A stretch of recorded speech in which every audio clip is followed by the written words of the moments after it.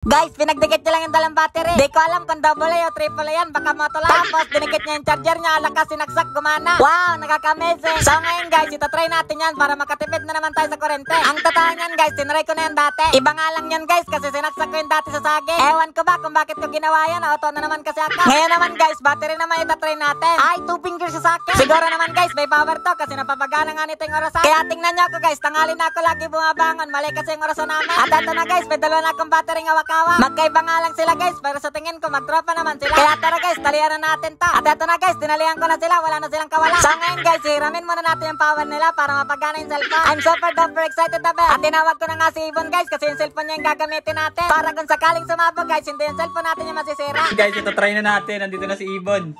Pag-experimenta natin yung kanyang cellphone. Ito na yung battery guys. Ito na guys, ito try na natin kung gagana. Tingnan nyo mabuti guys kung gagana yan. Dito daw to, magtatapatin daw dito. Tatapatin daw dito. Ah, hindi. Hindi gagana.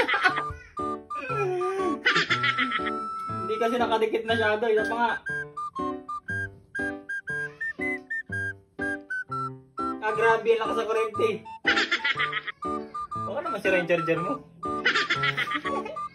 Kaya naman pala dinagana yung wallpaper. Ang hirap paganahin yan, pag ganyan yung wallpaper. Tatry ba natin guys, isa pa. Pakita mo yung cellphone kung naka-charge. Eto na guys, charging na siya. Dito sa saksakan namin. Ayo guys, palpak. Visit na yan. Walang iya. Ayan guys, palpak na naman. Pailang beses na to. Kala ko pa naman, totoo na, walang iya yan. Nahirapan akong paganahin guys. Kasi sobrang lakas na nagbabantay na yung kanto sa cellphone. Alakan, nagulat man ako ba? Hindi ko yung nakala yun na. So ayun lang guys, ingat kayo palagi ha. 2 fingers sa akin.